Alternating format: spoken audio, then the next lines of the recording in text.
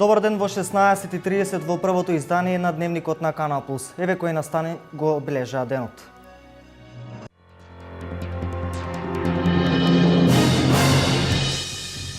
Математиката годинава е изборен маторски испит, но и понатаму е избор на мал број матуранти. Само 235 матуранти на истокот денес полагаа математика. Колекторски системи и пречистителни станици за отпадните води се планираат во Брегалничкиот слив. Во Пробиште и Пидилчево се работи и на колекторскиот систем, а во план е да се пречистуваат и кочанските отпадни води. Итната медицинска помош во Штип е целосно кадровски екипирана и опремена со современи возила. Денови веќе има акција за помош на граѓаните со тегоби предизвикани од времето.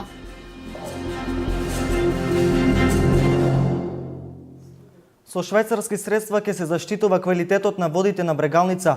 Пречистителни станици за отпадни води засега има само во Берово и Карбинци, но во план изградба на станици во Пробиштип, Делчево и Кочани. Центарот за развој на источниот плански регион, освен на овие, работи и на други проекти кои треба да резултираат со почисти води на Брегалница и на реките од низиниот слив. Општина Пробиштип е во завршна фаза на изградба на еден од најглавните проекти кои истовремено е од големо значење и за жителите на Злетово. Се работи за замена на колекторски систем во должина од околу 87 метри, цевка FI 250 со исто така изградба на неколку нови приклучни шахти. Изградено е и подпорни ѕидови од околу 90 метри кубни армиран бетон. Исто така уредено е речното корито. Вредноста на целиот овој проект е околу 3.800.000 денари. Средства кои што 70% се обезбедени преку Швајцарската агенција за соработка, односно Швајцарската амбасада, и околу 30% од овие средства се обезбедени од страна на општина Пробиштип. Со завршување на овој проект, значително ќе се подобри квалитетот на водата во Злетовска река, односно сите нечистоти и фекални отпадни води кои одеа во реката сега ќе одат во колекторскиот систем. Источнопланскиот регион работи на ваквите проекти и на останатите општини од Брегалничкиот регион, кои имаат за цел да се заштитат од водите на Брегалничкиот слив. Се работи за дислокација, односно санација и дислокација на десен колектор за одведување на отпадни води во село Оризари. Во моментот центарот го склучи договорот со Фармахем од Скопје. Средствата се обезбедени од страна на програма за зачувување на природата. Буџетот на проектот што ние ќе го финансираме, односно средствата од програмата, изнесува 45.000 швајцарски франци. Во моментот се разгледуваат и трета група на проекти од ист карактер. Станува збор за општините Берово, Виница и Зрновци. Меѓутоа, тие ќе бидат финансирани од средствата на Министерството за финансии. Во Кочани денес е потпишан договорот со изведувач на градежните работи за обнова на 10 улици со заем од Светската банка во износ од 61,5 милиони денари со рок на отплата 10 години и грејс период од 3 години. 10 улици во градот Кочани ќе добијат асфалт. Денеска во просториите на општина Кочани беше потпишан договор со компанијата Евро Инк од Гевгелија за изградба и асфалтирање на улиците. Денеска го имам задоволството како градоначалник да ги потпишеме договорите за реализација на делот од кредитот кој што го имаме склучено како општина со Светска банка за асфалтирање на 10 улици во градот Кочани, 10 улици кои што на граѓаните на општина Кочани им се познати повеќе пати и кои што се опфатени со овој договор. Изведувач на работите е компанијата Евроинк од Гевгелија, една солидна куќа која што победи на меѓународниот тендер и со која што денеска го потпишавме договорот. Очекуваме дека предвидениот рок од 9 месеци, сметано од денот на потпишувањето на договорот, ќе биде испочитуван, дури имаме навестување дека и ќе биде скратен. Сакам да напоменам дека, бидејќи се работи за сериозна работа во градежниот дел, односно за доста голема работа за општината Кочани, имаме посебно распишено тендер и на тендерот победи надзорот кој што има специјална задача за ова надгледување на оваа работа, односно контролирање на оваа работа која што ја наговестив. Сегашната вредност на за 10 улици е 54 милиони и 300 илјади денари. Очекуваме дека целокупниот износ ќе биде потрошен и за останатите 3 улици кои што ги имаме, меѓутоа дури после завршувањето на работите, што ќе биде во зависност од квалитетот на работите и роковите за завршување на работите и во координација со Светска банка да се потрошат сите 61,5 милион денари. Градежните работи на асфалтирањето на улиците ќе ги изведува компанијата Евроин од Гевгелија, компанија која го доби меѓународниот тендер. Овој договор исто е така од голема важност и за нашата фирма, која постои повеќе од 25 години на македонскиот пазар, па и пошироко. Броиме околу 100 вработени лица, досега секој пат со позитивен финансиски обрт. Имаме голем обрт на механизација и веруваме дека квалитетно, успешно, навремено ќе го завршиме проектот изградба на 10 улици со потпорни зидови и атмосферска канализација во општина Кочани. Со помош на локалните институции, со помош на општина Кочани и државните институции ќе бидат сите навремено известени за сите градежни активности, ќе се почитува строго правилата и законите за безбедност и здравје при работа, како и законот за животна средина, за чувување на животна средина. Наша задача ќе биде да ги имплементираме сите стандарди во градежништвото, значи наша задача посебно ќе биде да го пратиме изведувачот во нивната работа. Имаме сериозна лабораторија за таа работа, која што ќе биде скоро секој дневно на терен. Сакам да кажам дека нашето искуство ќе го споделиме исто со изведувачот, доколку настанат некои грешки, ние ќе ги коригираме и се надеваме дека ќе ги задоволиме стандардите и барањата од договорната документација, а се разбира во интерес на општината Кочани. Со средствата ќе се асфалтираат улици во вкупна должина од 3,9 километри, и тоа Кракна, Орце Николов, Февруарски поход, Ѓорче Петров, 13-та македонска бригада, Димитар Лазаров, македонска, Разлавечка востание и 15-ти македонски корпус, како и Пиринска, 554 во Прокарка и Јанка Стојменова во Оризари. Заврши изградбата на градската капела во Берово, која наскоро ќе биде пуштена во употреба. Градските капели се законска обврска на сите општини. Заврши изградбата на градската капела во Берово. Тендерските активности се завршени според предвидените планови по проектот, изработен од фирмата Габер проект. Средствата се обезбедени во целост од буџетот на општина Берово во вредност од 7 милиони денари.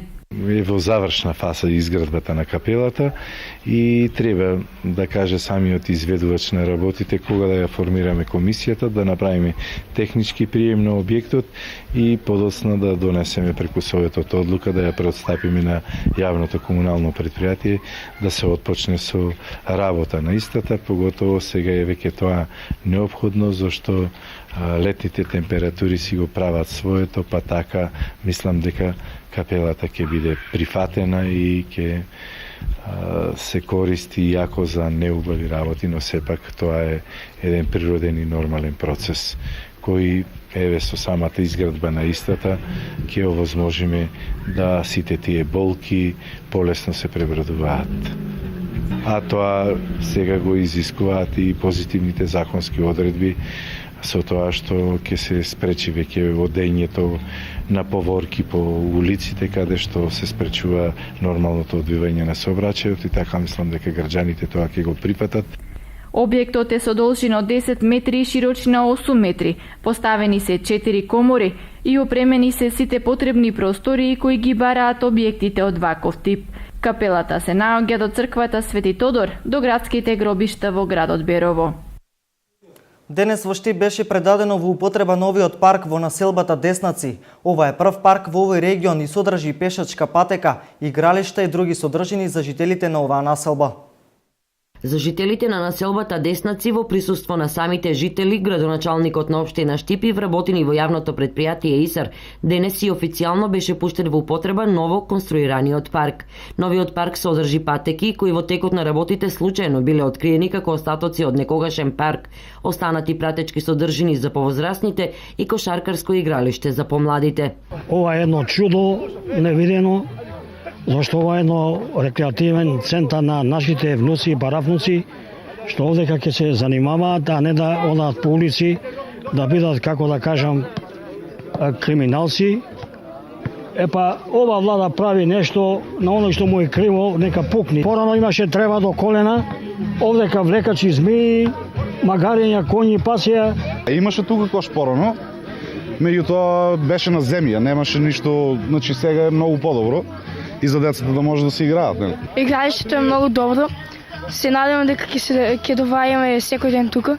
Ќе играеме кошарка со нашите другари и ќе стекнуваме нови пријателства. За реконструкцијата на паркот задолжено беше јавното претпријатие ИСАР, кој инвестираше околу 15.000 евра. ИСАР максимално се вложи, за многу кратко време успеавме да го оградиме овој простор, успеавме да го изчистиме, да го изфрлиме сето ѓубриште кој што беше овде со децени запустено, успеавме да направиме да ги откриеме патеките кои што беа заборавени дека постојат од камен кој што некој ги правил, успеавме да надоврземе нова патека со бехатон, ги надоврзавме со старите патеки, значи буквално успеавме да го изреновираме целиот овој простор, да го обновиме и да им го подариме на граѓаните на блок 77. Градоначалникот на општина Штипри Мариус магистар Илчо Захариев истакна дека паркот е реализиран на барање на жителите на населбата, пред се за спортското игралиште, како децата би имале каде да го поминуваат своето слободно време. Градоначалникот за оваа година најави и нови проекти во населбата позната како блок 77. И овде во блок 77 приоритет беше да направиме некој спортски терен, бидејќи децата навистина немаше каде да рекреираат. Потоа да го уредиме овој дел од паркот. Тоа беше иницијатива на директорот Бојаджиев и на ИСАР. Бито е дека овој дел е исчистен, дека веќе нема се напасуваат домашни животни, дека едноставно секој дел е практично припитомен, децата ќе има каде да рекреираат. Ова наслоби имаме уште проекти. Денове ќе почне асфалтирањето на главната улица, таа се вика Каваклија. Значи од почетокот на населбата, нешто доле кај крстосницата на Елике паркот, па се до последната куќа. Со тоа ќе ја поврзаме со рингот кој го правевме пред 2 години. И преостанува значи се направат некои тротоари и една улица поврзува населбата Мазги блок 77. Иако свечено пуштен во употреба, на најновиот парк во градот се уште му недостига хортикултурно уредување. Треба хортикултурно уредување, украсни дрвца, цвеќиња, да се реши наводнувањето, но сепак ова е еден прв чекор. После многу години имаме многу работа што треба да ја завршиме и да ја заокружиме како целина со овој парк. Уредувањето на паркот во населбата Деснаци, кој 20 на години тонел во заборав, е од големо значење не само за жителите на оваа населба, туку и за сите штипјани, бидејќи со пешачките патеки е поврзан со зоолошката градина и паркот Бриони. Матурантите денес го полагаа првиот изборен предмет. Математиката и понатаму останува избор за мал број матуранти. Јунското полагање на матурата завршува на 19 јуни со вториот изборен предмет. Матурантите денес повторно на испит полагаа математика. Првиот изборен предмет годинава за прв пат се полагаше без калкулатор. На исток од полагањето успешно се реализираше, започна навреме и помина без никакви проблеми. Во Штип 76 матуранти денес решаваа задачи, во Делчево 20, само 8 во Македонска Каменица, 23 во Виница, 16 во Пробиштип, 26 во Берово и Пехчево и 66 во Кочани. Во гимназијата Славчо Стоименски вкупно има 40 матуранти кои што се пријавија да полагаат државна матура по предметот математика, со тоа што оваа година кај нас полагаат и учениците, односно матурантите од медицинското училиште. 10 ученици има од медицинското училиште и 40 ученици од гимназијата Славчо Стоименски. Математика се пријавуваат да полагаат оние ученици кои што сакаат да се запишуваат претежно на техничките факултети. И тоа се од природно-математичкото подрачје. Во нашето училиште полагаат 52 ученици од Средното општинско училиште Љупчо Сантов Кочани и 14 ученици од Средното општинско училиште Гошо Викентиев. Материјалите стигнаа на време, тестаторите се на своите работни места. Инаку познати се и резултатите од екстерното тестирање за 9-оделенците кои веќе во понеделник ќе може да се запишуваат во средните училишта. Ние ги имаме, значи, првичните податоци од екстерното тестирање за учениците од 9-тите одделенија. Тие излегува на 15 и во тека е една фаза на можност, тоа што законската регулатива е дозволува, доколку одредени ученици се чувствуваат дека се обештетени во овој процес, значи имаат одредени забелешки и приговори, во тек е процесот на доставување на приговорите. Приговорите треба, значи можноста да приговараат родителите имаат од 3 дена. Од 15, значи веќе до утре треба да биде заклучен овој процес и да бидат доставени приговорите до државниот испитен центар. Според последните информации, досега нема приговори, а поголеми отстапки при оценувањето во 5 основни штипски училишта нема. На 25 месецов ќе бидат објавени оценките за останатите одделенија. Заклучната оценка, како и оценката од екстерното тестирање влегуваат во просекот на учениците. Итната медицинска служба во Штип кадровски е целосно екипирана. Со 11 медицински екипи сега без проблем се обслужуваат општините Штип и Карбинци. Возила има доволно, а нивната опременост со апарати за итни медицински интервенции е повеќе од добра. Итната медицинска помош од Штип го надминаа проблемот со недоволниот број на вработени и опрема, односно на возила кои се неопходен дел. Во моментот работат 11 тимови кои на терен излегуваат по тројца, возач, лекар и медицинска сестра. Тимот и опремата се целосно екипирани, што е доволно за покривање на општина Штип и Карбинци. Во склопот на нашата служба работи и руралниот лекар кој што ги покрива руралните подрачја. Додека од аспект на опрема сме опремени, како што знаете, со новите возила кои што беа донирани од обезбедени од Министерството за здравство. Така што немаме веќе, можам да кажам, дека целосно опремени како со опрема, така и со кадар. Возилата кои ги добија како донација се целосно опремени со апарати за пружање на итна помош. Во нив има дефабрилатор, аспиратор, душек за имобилизација, апарат за притисок, апарат за кислород и друга апаратура која е од голема важност за разни интервенции. Сега моментално како служба сме целосно опремени и нашите потреби се задоволени, а се надевам дека и граѓаните ќе ја почувствуваат таа опременост. Со тоа што уште еден апел, јас ја користам секоја прилика да апелирам до граѓаните, значи да не се злоупотребуваат повиците на итната медицинска помош за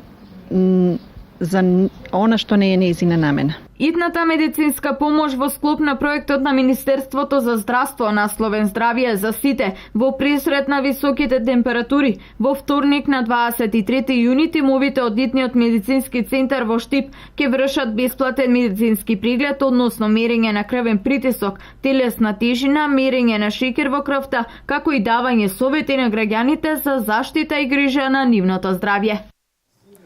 Вчера во штипското село Козјак, син крвнички го натепал својот татко. 75 годишниот МЈ бил нападнат од 40 годишниот син кој со мотика му нанел сериозни повреди на главата и телото. Тој по интервенцијата на итната медицинска помош се наоѓа на лекување во клиничката болница во Штип.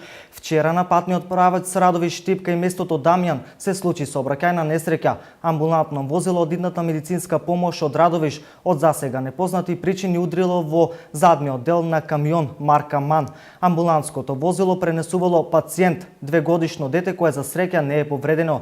Тешко повреден е и возачот на амбулантското возило, додека полесно повреден е возачот на камионот и двајца сопатници од возилото на брзата помош. Детенцето минало без видливи повреди.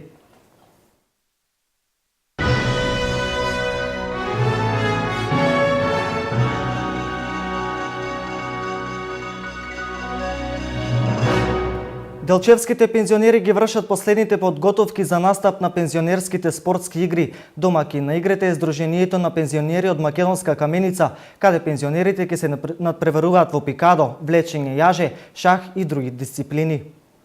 Делчевските пензионери ги прават последните подготовки за настап на регионалните спортски пензионерски игри. Во градскиот парк во Делчево најинтензивно се тренираше дисциплината влечење јаже, дисциплина која е една од најтешките и дисциплина која бара подеднаков напор од сите учесници кои се наоѓаат од двете страни на јажето. Формата веќе 10 дена до 15 тренираме. Јас имам искуство, учествувал сум на републички надпревари. Макар првиот пат техниката не ја беа совладали, сега се добри и как по ден напредува. Формата е веќе спремана. Треба само екипа да определиме која ќе учествува. Јас се очекувам и од жените добар резултат да постигнеме, бидејќи е добра екипа, слушаат, трудат се. Годинава домакин на пензионерските спортски игри е Сдруженијето на пензионери од општина Македонска Каменица. Од Делчевското сдружение солидни резултати се очекуваат во дисциплините шах, домино, табла и пикадо. Спортските надпревари ќе се одржат тачно на 27. 6 месец. Почетокот ќе почне од 8 и по нашето сдружение застапува скоро сите дисциплини, така да мислам дека најдобро ќе постигнеме во табла, нешто дел шахи и теглење на јаш. Инаку Сдруженијето на пензионери од Делчево предвидено е на регионалните пензионерски спортски игри да учествува со околу 50 на представници, кои што освен во влечење јаже, шах, пикадо, табла и домино, ќе се надпреваруваат и во дисциплините стрелаштво, трчање, двобој и тробој, како и фрлање ѓуле во машка и женска конкуренција.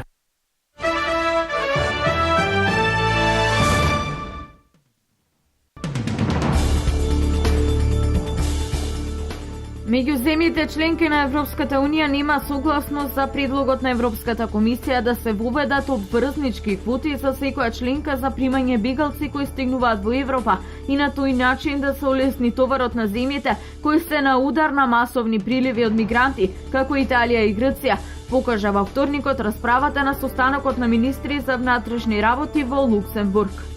Цените на недвижнините во Грција се помали. Ја достигна најниската точка во последните 15 години. Пред 5 години во Солун годишно се продаваа 26.000 стана, сега 1.500. Така цената на куќите за одмор во Грција во споредба со периодот пред должничката криза падна за околу 45%. Најмалку 13 деца беа убиени во удар на сириските BBC врз град во јужната провинција Дара. Нападот бил извршен врз градот Гарија, при што има вкупно 16 жртви. Сириските бунтовници напредуваат кон Дара, која се смета за место од каде почна револуцијата против председателот Башар Асад и се претвори во граѓанска војна што трае веќе 4 години.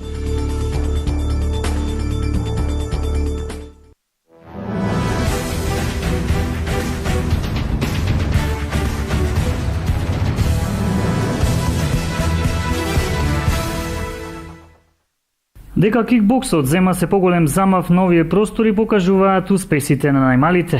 Откако веќе информиравме за успесите на државното првенство на младите кикбоксери, меѓу кои Михаил Михаиловски, Давид Димитровски и Дилан Ивановски, на неодамна одржаниот Балкан Опен кој се одржа во Тешен, Босна и Херцеговина, едно прво и едно трето место зедоа и младите Кирчо Костадиновски и Павел Стојчевски. Во конкуренција за постари кадети родени 2002 година, Кирчо Костадиновски во Тешен го освои првото место во дисциплината Light Contact плюс 60 кг, додека 9 годишниот Павел Стојчевски го освои третото место во Point Fighting под 25 кг. Овие успеси значат само потврда за напорно вложениот труд на тренерите од кикбоксинг клубот АСО Делчево, кој што е еден од оние кои најмногу вложуваат во развој на младите кикбоксинг таленти.